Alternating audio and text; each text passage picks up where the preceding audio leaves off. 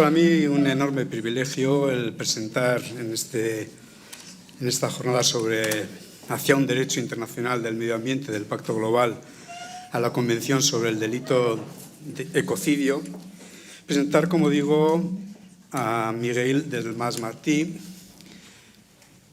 eminente profesora, prestigiosísima, a la que todos admiramos tanto y que tanto nos ilumina, tanto nos ayuda a enfocar bien cuestiones especialmente complejas y en las que la visión o el enfoque tradicional, más bien unilateral, pues no nos lleva normalmente a las mejores soluciones.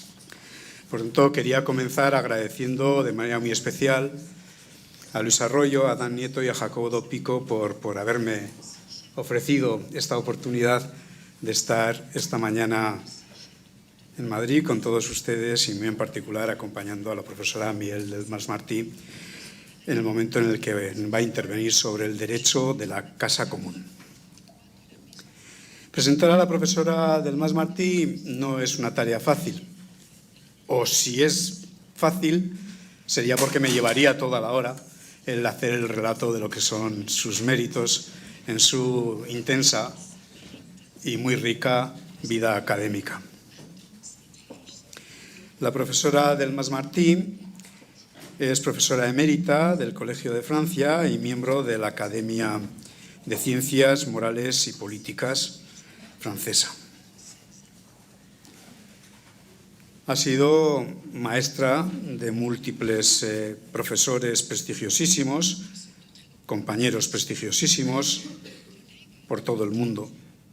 Sus obras se han traducido, pues creo que a una decena de lenguas. Es una profesora que ha ocupado cargos importantes en comisiones legislativas o constitucionales, por tanto, desarrollando encomiendas a las que se le solicitaba contribuir a partir de su conocimiento y a partir de su experiencia. Ya desde la Comisión de Reforma del Código Penal que estableció y presidió el ministro Robert Badinter en 1981 ya, pasando pues por muchas otras comisiones de justicia penal, derechos del hombre, comités de reflexión para la creación de una jurisdicción penal internacional, comité de expertos de la Unión Europea en torno al proyecto que todos conocemos, Corpus Juris, de Derecho Penal Europeo, presidenta de la Comisión de Vigilancia de la Oficina Europea de Lucha contra el Fraude, aportación muy relevante en torno al desarrollo de la figura del fiscal europeo. Ha sido asesora estrecha de distintos presidentes de la República, en primer lugar François Mitterrand, y por encargo de ellos ha formado parte de grupos de trabajo sobre el futuro de Europa y sobre distintas cuestiones en materia de derecho penal económico, en materia también de seguridad.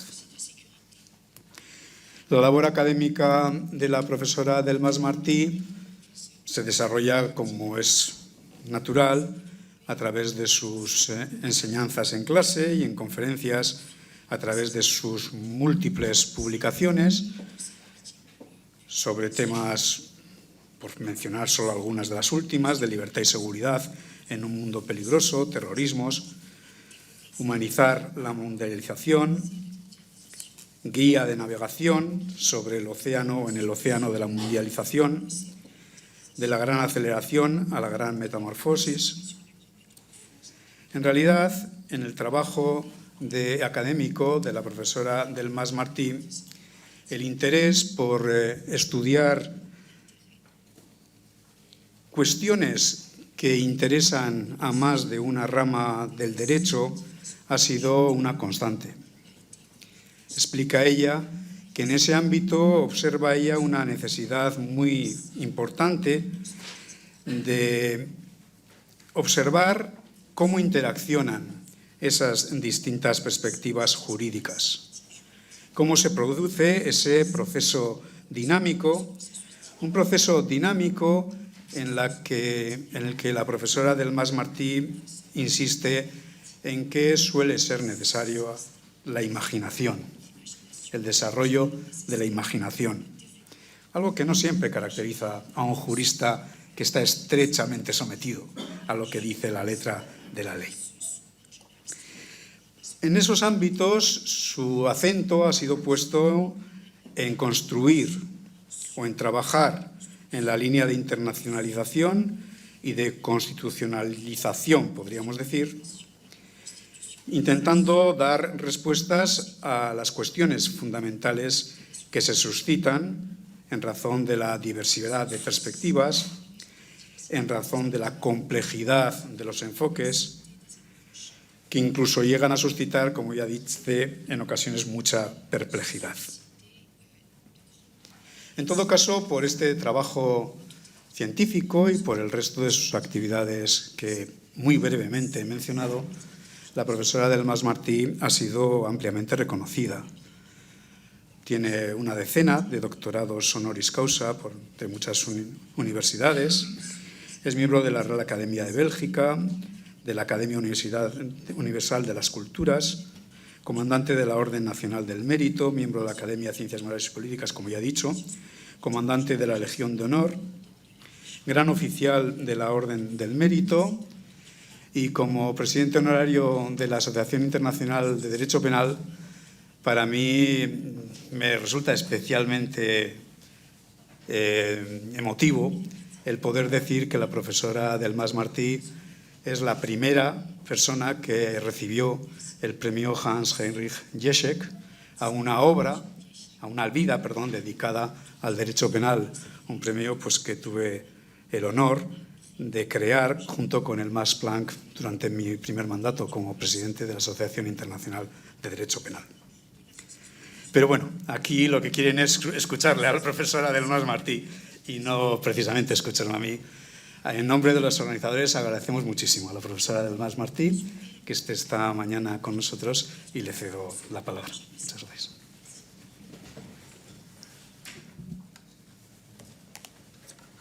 Merci, cher ami, pour cette présentation beaucoup trop bienveillante et beaucoup trop élogieuse. En fait, j'ai aussi travaillé dans des impasses parfois, et donc tout n'est pas aussi merveilleux, mais en tout cas, c'est toujours agréable de l'entendre. Alors, je dirais d'emblée que face à la situation actuelle, nous avons un peu l'impression que nous sommes en état d'urgence, que la planète Terre est maintenant en état d'urgence. Et j'aime beaucoup l'affiche qui a été choisie pour cette rencontre. Simplement, je me demande ce que la métaphore du navire désigne. Est-ce que c'est l'humanité ? C'est l'humanité sur l'océan de la mondialisation, l'humanité en train de couler, le navire serait en train de couler, ou bien alors est-ce que c'est la planète Terre qui est menacée ? On peut penser que c'est l'humanité sur l'océan de la mondialisation.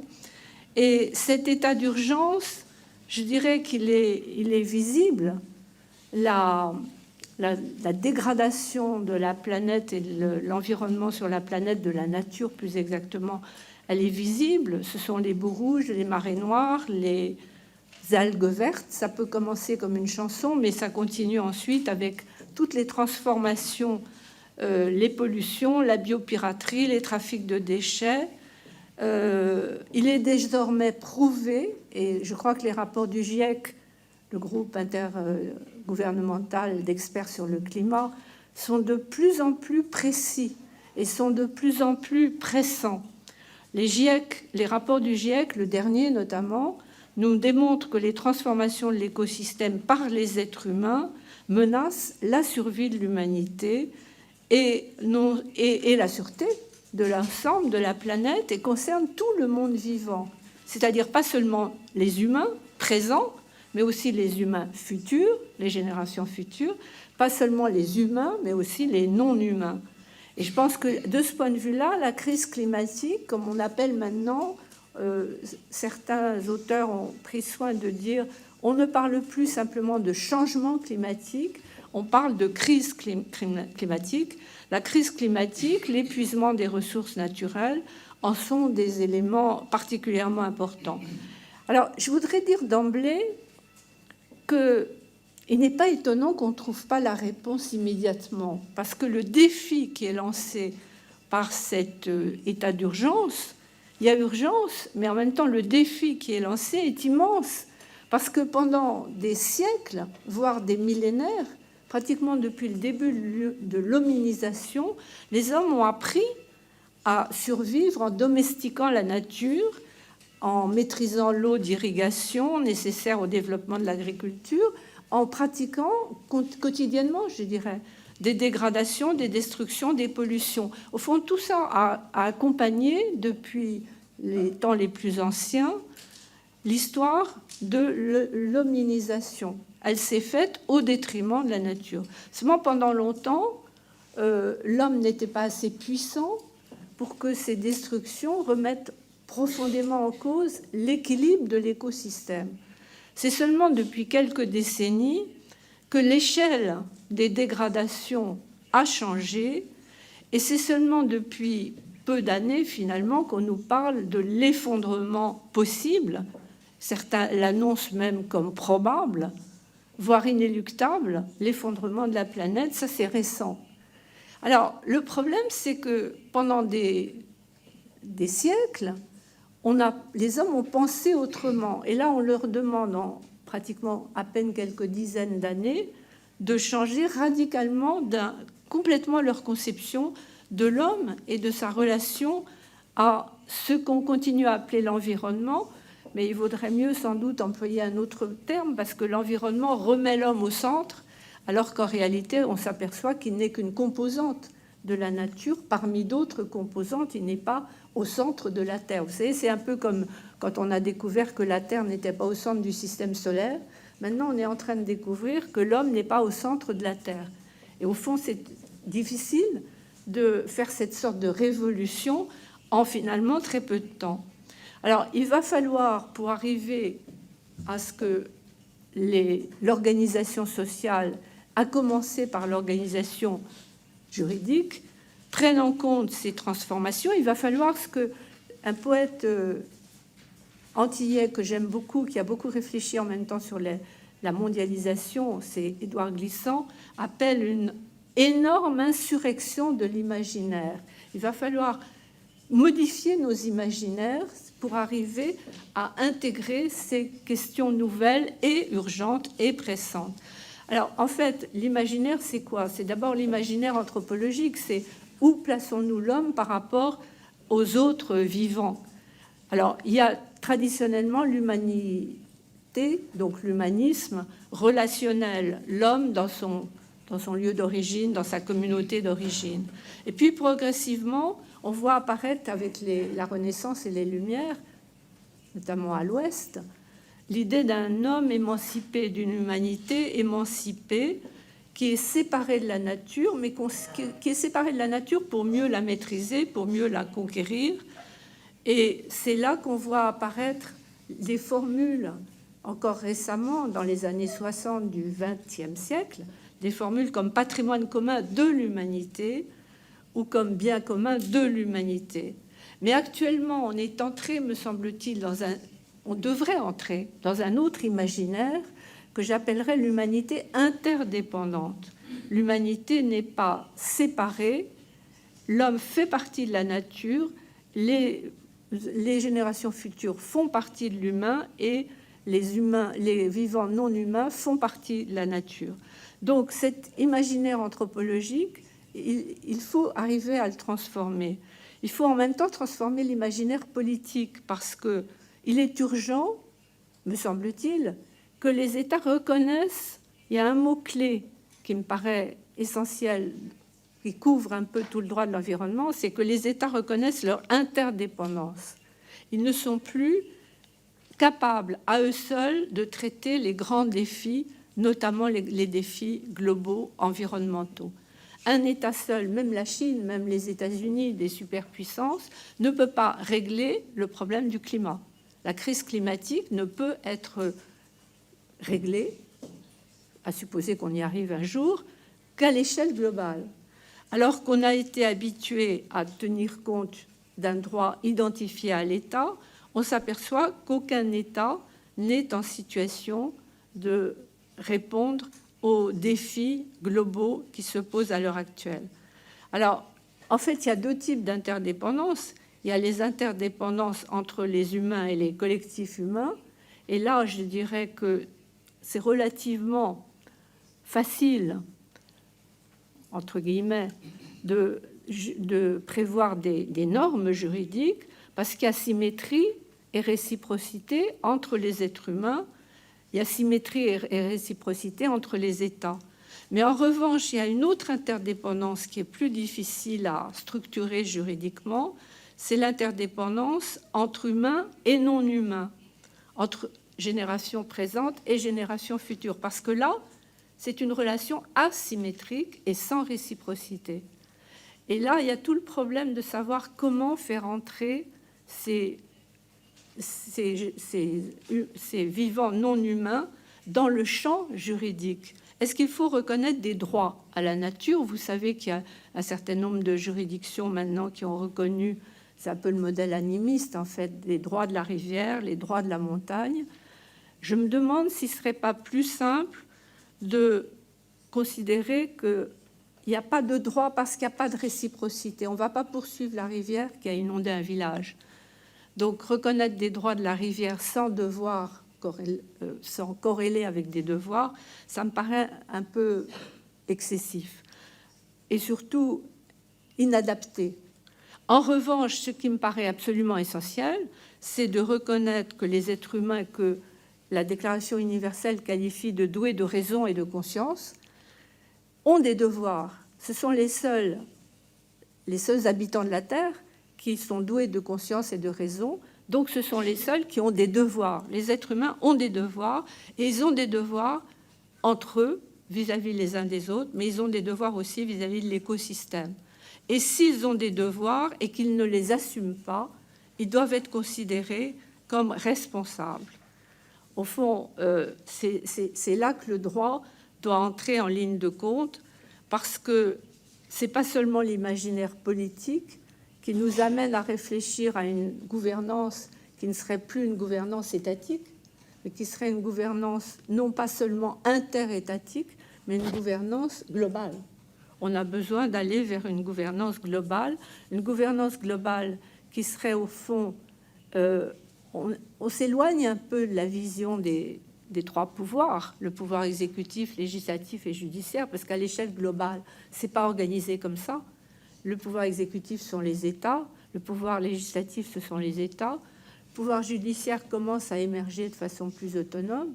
Mais en fait, ce qu'on voit dans les COP, toutes les COP qui se sont succédées, y compris celle-ci à Madrid, la COP 25, on voit un système multi-acteurs qui se met en place. Officiellement, le droit international ne reconnaît que les États comme sujet de droit international. Mais en pratique, ce qui joue un rôle clé dans les réunions des États parties, dans les conférences actuelles, c'est l'articulation, je dirais, des savoirs. Le rôle des scientifiques est devenu absolument déterminant. Donc les savoirs, les acteurs scientifiques, les vouloirs, la volonté des citoyens manifestée à travers le rôle des acteurs civiques. Les acteurs civiques sont les organisations non gouvernementales, sont les mouvements religieux, le pape par exemple. Ce sont tous ceux qui se considèrent déjà un peu comme citoyens du monde. Et puis les pouvoirs, dont il ne faut pas oublier qu'ils ne sont pas seulement politiques, mais qui sont aussi économiques, les pouvoirs des entreprises transnationales. Donc il y a une sorte de recomposition qui se fait autour de cette façon de... Comment est-ce qu'on pourrait dire, d'allier? Ce n'est pas une séparation, c'est plutôt une alliance entre savoir, vouloir et pouvoir, si on veut faire face à cet état d'urgence dont j'ai parlé. Donc on s'éloigne peut-être un peu de Montesquieu et de la séparation des pouvoirs pour aller vers une agrégation des pouvoirs. Cela dit, la clé, c'est quand même d'arriver à responsabiliser les acteurs les plus puissants. pouvoir politique, pouvoir économique, dont je parlais il y a un instant. Et ça passe par ce que j'appellerais l'imaginaire juridique. L'imaginaire qui nous vient des systèmes de droit, c'est celui dont je voudrais vous parler plus précisément. Alors, comment fait-on pour adapter la vision juridique à la situation qui a tellement changé, qui s'est inversée pratiquement dans la relation nature-humanité? Il y a deux manières de faire. On peut faire ce que j'appelle du bricolage. Bricolage au sens très précis du terme, ça avait été utilisé, le mot avait été utilisé à propos de l'évolution du vivant par François Jacob, et il avait dit le bricolage, c'est quand on fait du neuf avec de l'ancien. Et c'est ce que font déjà les juristes en général de l'environnement, mais en particulier les juges. C'est-à-dire qu'ils utilisent l'ancien, c'est-à-dire le droit national et international, interétatique, et ils essayent de l'adapter. Alors, comment on fait? Le droit national, on l'internationalise, c'est-à-dire que le juge fait entrer dedans la norme internationale, et quand il évalue la responsabilité d'un État, par exemple, il tient compte du fait que la norme internationale a été ratifiée et pas appliquée. Donc ça, c'est une manière de bricoler. Mais il y a une autre manière de faire, c'est de faire appel plus directement au droit pénal et à sa vision, à sa valeur plutôt expressive.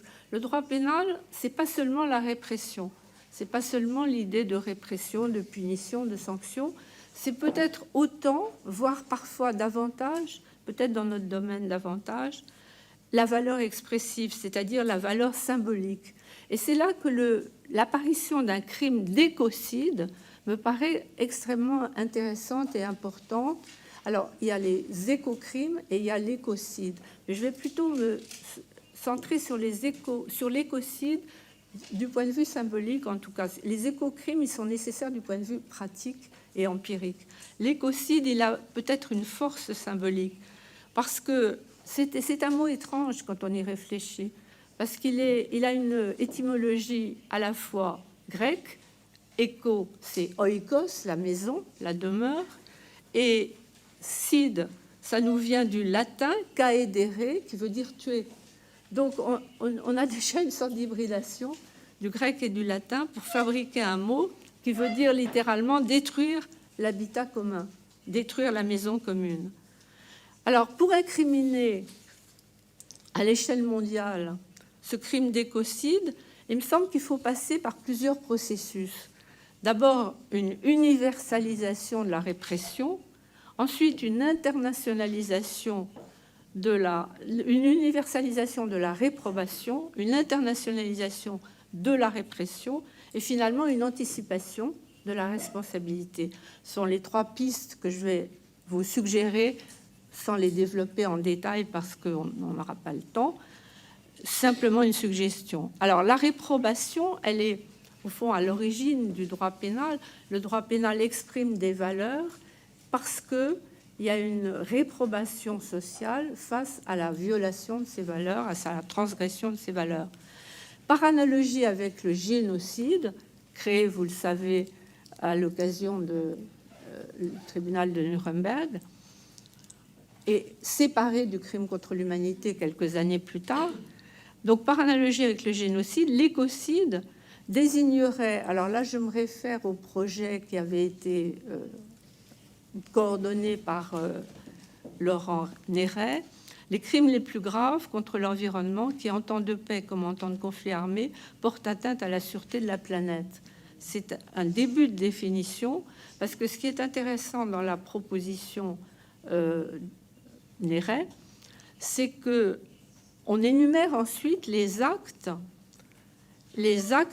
qui sont concernés, et on ajoute encore une condition, il faut que ces actes aient été commis intentionnellement dans le cadre d'une action généralisée ou systématique. Ceux qui connaissent bien le droit pénal international reconnaissent des mots qui se trouvent dans la définition du crime contre l'humanité. Action généralisée ou systématique. Action intentionnelle, généralisée. Alors après, les actes eux-mêmes, ils sont en gros divisés en deux catégories. Ce sont les actes contre l'écosystème, contre l'équilibre de l'écosystème, dégradation étendue, durable et grave de l'air ou de l'atmosphère, etc. Et puis ce sont des actes contre les personnes, contre les humains, mort, infirmité permanente, maladie incurable grave à une population, ou dépossession durable d'une population de ses terres, territoires ou ressources. Donc on a une proposition qui est extrêmement précise. Le principe de la légalité en droit pénal, comme vous le savez, exige cela. Il en résulte que la réprobation en voie d'universalisation, je dirais, est élargie, mais en même temps, elle est graduée. On ne met pas tout dans la même catégorie. Et ça me paraît très important. Alors, la réprobation est élargie, c'est-à-dire que le droit pénal, traditionnellement, protège l'être humain et interdit donc l'homicide. Mais ensuite, on a élargi de l'être humain à l'humanité tout entière, y compris les générations futures. Et finalement, on a encore élargi d'un cran quand on ajoute la protection, la réprobation, quand on porte atteinte aux valeurs non humaines. Pas seulement humaines, mais aux vivants non humains. Alors, ce qui est intéressant aussi, c'est que dans cette vision telle qu'elle est présentée dans le projet en question, il y a une graduation. Donc, toute atteinte à l'environnement n'est évidemment pas qualifiée d'écocide. L'écocide, c'est le cas exceptionnel, équivalent du génocide ou du crime contre l'humanité. Donc, il y a une gradation, mais comment fait-on pour graduer? Alors, ce qui est intéressant, vous avez parlé tout à l'heure de la commission de révision du Code pénal, dans laquelle nous avions essayé d'établir des critères de pénalisation, dépénalisation, justement pour graduer la réponse pénale. Et nous avions dégagé 3 critères de gravité. La notion d'intérêt protégé, et là nous voyons que nous sommes au maximum, mais aussi la notion de faute et la notion de dommage. Alors, en ce qui concerne la faute, le crime d'écocide à proprement dit serait un crime intentionnel. Et ce que je trouve intéressant dans les travaux qu'on met à jour à l'heure actuelle dans le cadre de la COP25 ou un peu avant dans le cadre de la COP21, c'est qu'on voit que l'intention peut être établie par les faits. Tout récemment, on a eu aux États-Unis des auditions de scientifiques qui travaillaient, qui ont été auditionnés à propos de faits qui remontent à Exxon, la société Exxon dans laquelle ils étaient experts, et la société Exxon dans les années 80-82. Alors, l'audition qui a été faite en octobre dernier à la Chambre des représentants des États-Unis par Mme Alexandria Ocasio-Cortez démontre qu'en 1982, les dirigeants d'Exxon, informés par ces scientifiques, savaient déjà les conséquences des pratiques. Ils le savaient et ils n'ont rien changé. Au contraire, ils ont essayé de cacher les risques pour l'environnement, le risque de réchauffement. Tout ce qui avait été évalué par ces scientifiques en 82 s'est révélé exact quelques années plus tard. Donc on a dans ce genre de documents les moyens d'établir l'intention, ce qui fait qu'il est particulièrement pertinent de dire on va graduer la réprobation, le degré de gravité de la sanction, donc, en fonction de l'intention. Et puis, il y a un troisième élément concernant la gradation de la réprobation, c'est le caractéristique du dommage. Le dommage, ça peut être des caractéristiques qualitatives, par exemple l'inégalité du dommage, qui est démontrée à l'heure actuelle aussi par de nombreux documents qui montrent que les populations, souvent les plus pauvres, éprouveront un dommage plus important, l'inégalité du dommage. Et puis il y a l'inégalité quantitative avec le coût des effets de la pollution et le fait que la pollution est très inégalement établie quand on compare les tonnes de gaz carbonique qui sont émises au niveau d'un habitant des États-Unis comparé à un habitant du Congo. Il y a des différences absolument majeures. Donc il y a tout un travail de gradation qui est à faire pour réussir l'universalisation de la réprobation, c'est-à-dire des valeurs protégées. Ensuite, on a une autre question qui porte sur l'internationalisation de la répression pénale. Alors, je dirais pour résumer la situation que cette internationalisation, elle se fait à plusieurs niveaux. Elle se fait au niveau national, c'est le rôle des juges nationaux, qui pourraient parfaitement avoir un rôle important dans l'application du crime d'écocide. Simplement, les juges nationaux, il faut qu'ils puissent appliquer les règles de compétence traditionnelles du droit pénal. Alors, la règle de base, c'est la territorialité.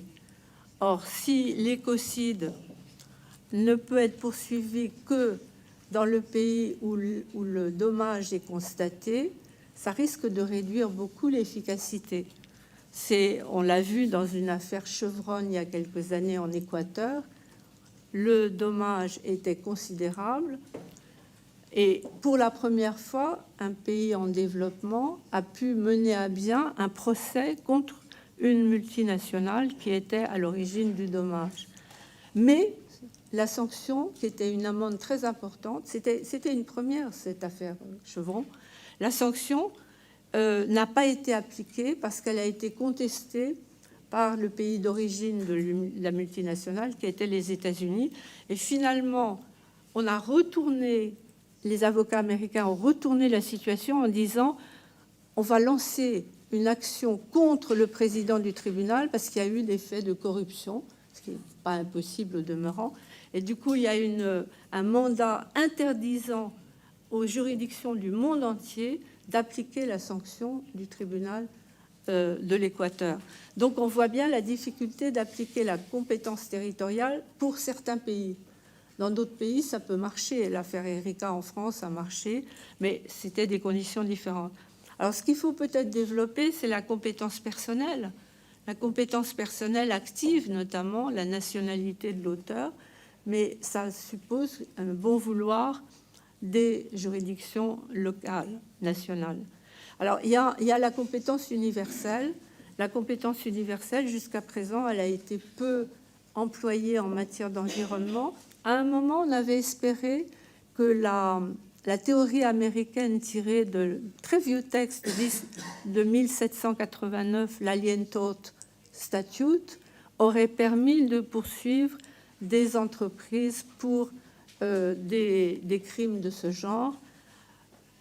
Il y a eu une ou deux décisions de la Cour suprême en ce sens, et puis coup d'arrêt en 2013 avec l'affaire, le nom m'échappe maintenant, coup d'arrêt en tout cas en 2013, parce que l'affaire Kiobel, voilà, j'étais préoccupée de ne pas pouvoir vous donner le nom, l'affaire Kiobel en 2013, la Cour suprême est revenue en arrière sur la compétence universelle dans ce domaine. C'est d'ailleurs pittoresque parce que simultanément, le droit américain continuait son expansion, compétence extraterritoriale, mais la Cour suprême, en matière d'environnement, s'est montrée un peu frileuse, je dirais. Alors, la question, c'est de savoir s'il ne faut pas en même temps avoir une compétence au niveau mondial, au niveau global. Et là, il y a plusieurs possibilités qui sont discutées à l'heure actuelle. Soit on crée une nouvelle Cour pénale internationale pour l'environnement, ce qui est une des possibilités, mais ça demande beaucoup de moyens. Soit tout simplement, enfin simplement en apparence, on étend la compétence de la Cour pénale internationale existante. Il y a déjà une partie des dispositifs qui peut s'appliquer à l'environnement. On étend la compétence aux affaires d'environnement. Et allant dans ce sens, la procureure de la Cour pénale internationale, quand elle établit sa politique pénale pour les années à venir, a dit que dans les priorités, dans les affaires qu'elle jugerait en priorité, il y aurait celles qui ont des conséquences pour l'environnement. Alors ça ne veut pas dire qu'on a créé un crime d'environnement passible directement de la Cour pénale, mais ça veut dire que quand la Cour apprécie l'opportunité des poursuites, elle tient compte de cet élément comme un élément prioritaire. Alors, cette internationalisation à plusieurs niveaux, on peut dire qu'elle est aussi une internationalisation à plusieurs vitesses. Et ça remonte notamment à la Convention même sur le changement climatique, qui au départ avait prévu une annexe en distinguant les deux catégories d'États, ceux qui devaient tout de suite appliquer les nouvelles règles et ceux qui avaient un temps d'accoutumance. Et on a gardé dans l'accord de Paris de 2015 cette idée que tous les pays ne peuvent pas appliquer les mêmes principes à la même vitesse parce que le contexte est différent. Il y a une sorte de contextualisation du droit international. On tient compte de facteurs économiques, de l'histoire, des facteurs anthropologiques, des facteurs culturels. Donc on a une internationalisation à la fois à plusieurs réseaux, à plusieurs niveaux et à plusieurs vitesses. Mais au-delà de la répression, jusqu'à présent je parle en termes de répression chaque fois, il faut ouvrir la voie à la prévention. La prévention, autrement dit, il faut étendre la responsabilité à l'anticipation. Le mot anticipation fait donc son entrée dans le champ juridique. Ce n'est pas un mot qu'on est habitué à utiliser beaucoup. L'anticipation de la responsabilité pénale. En fait, on voit apparaître la notion d'anticipation, c'est-à-dire de prise en charge du futur dans la manière d'analyser juridiquement et éventuellement d'attribuer la responsabilité pénale. Ce mot d'anticipation est récent, mais on le trouve dans des expressions comme développement durable. Durable, c'est l'anticipation. Et comme l'a rappelé tout à l'heure Laurent Fabius, ça remonte au rapport Brundtland de 1987. Il y a l'expression génération future qu'on trouve à Rio en 1992. Et c'est l'idée, au fond, que devant le caractère grave et irréversible de certains dommages, il vaut mieux intervenir avant que le dommage soit là. On risque sinon d'intervenir beaucoup trop tard. Donc l'idée d'anticipation, c'est au fond de faire entrer le futur dans le champ juridique. Vous connaissez la progression, on part de la punition, on va ensuite vers la prévention pour les risques avérés, la prévention au sens traditionnel, tous les pénalistes ont l'habitude de raisonner en termes de prévention, mais ensuite on va plus loin et on introduit la précaution en cas de risque incertain, de risque. En cas de risque, si le risque en question risque d'être irréversible et particulièrement grave, alors on remonte d'un cran et c'est la notion de prévention. C'est une manière, au fond, d'intégrer au temps court des politiques un peu du temps long des phénomènes environnementaux. J'aimais bien la formule qu'on avait employée à propos d'une des premières COP, c'était « les cycles du carbone ne respectent pas les cycles politiques ». C'est le problème, du coup, de l'écart entre les deux qui menace l'application. Alors, cela dit, cette anticipation, elle-même, elle doit être modulée parce qu'on ne peut pas, elle doit être nuancée. C'est l'idée, il faut reconnaître la finitude humaine. Nous ne sommes pas capables de prévoir à l'avance toutes les conséquences de nos actes. Donc, la précaution, anticipation, elle-même, elle doit être comment dire, elle doit être modulée par ce qu'on a appelé des critères de tolérance. Le risque zéro n'existe pas. Et ça, je crois qu'il est important de le rappeler, parce que sinon, on risque d'entrer dans des systèmes quasiment totalitaires, interdisant tout. Donc, il faut arriver à intégrer la notion de risque zéro n'existant pas, la notion de critères de tolérance. Et ces critères de tolérance, ils doivent tenir compte précisément du présent, la situation économique d'un pays. On ne peut pas ne pas en tenir compte quand on impose l'anticipation.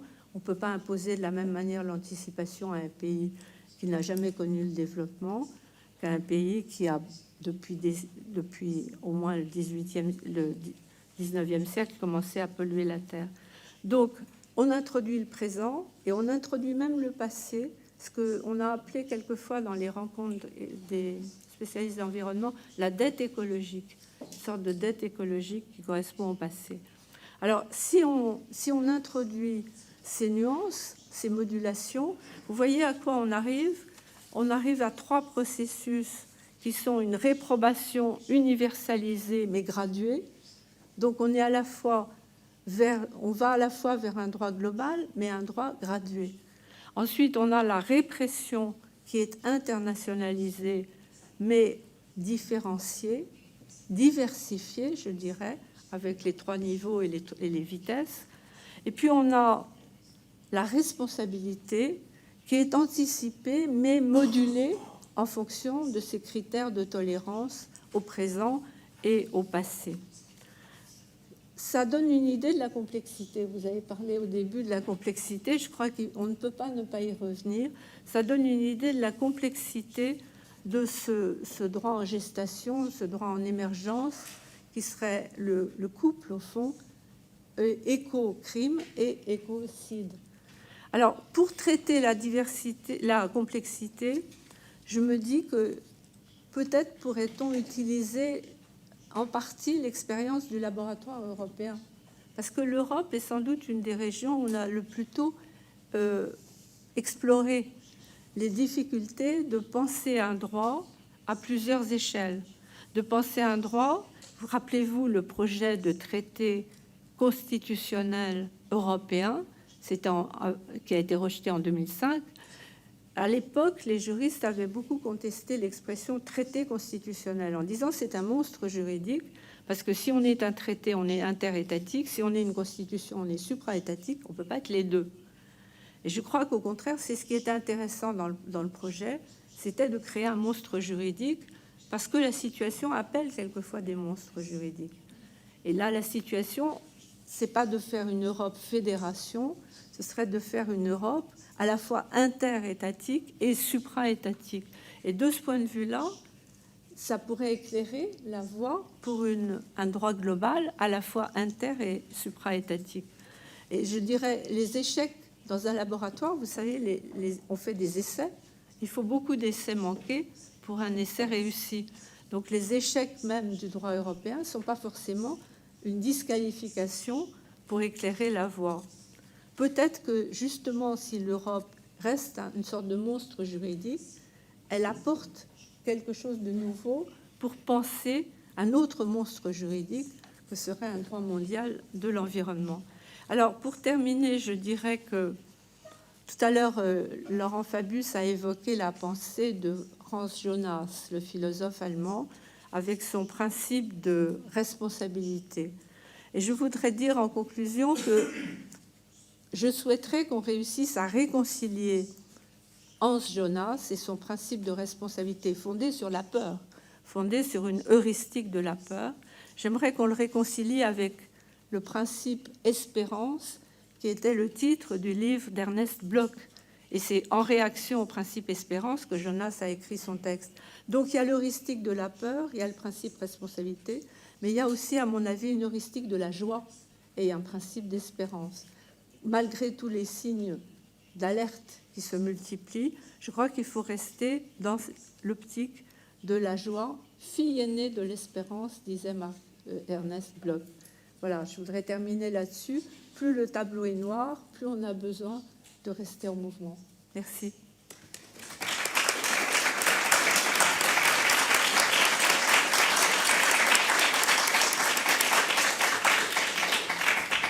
Pues muchísimas gracias a la profesora Miguel del Mas Martí por esta excelente conferencia sobre el derecho de la casa común. Dicen los maestros de la sabiduría china que maestro no es aquel que transmite conocimiento, sino que es aquel que es capaz de suscitar preguntas que llevan a despertar al discípulo y por tanto le generan mayor interés de conocimiento, sí, pero de desarrollo de su propio conocimiento a partir de los puntos evocados. Con este programa que parte de la necesidad de mirar al mundo no de una manera antropocéntrica, como demasiadas veces lo hacemos los seres humanos, sino consciente de la simetría y de la reciprocidad que se dan en las relaciones entre los seres humanos, pero también entre los seres humanos y la propia naturaleza y los seres humanos de esta generación y de las generaciones futuras. Y con este programa de universalización de la reprobación, de internacionalización de la represión y de anticipación de la respuesta penal a través de la vía preventiva, creo que nos ha marcado un mapa de preguntas, con respuestas también, pero con avances de respuestas, para que todos aquellos que estamos interesados por trabajar en torno al derecho penal del ambiente y muy en particular en torno al modo en que internacionalmente debe abordarse el derecho penal del ambiente, tengamos unas pautas y unas líneas, unas balizas que nos ayuden a realizar el camino.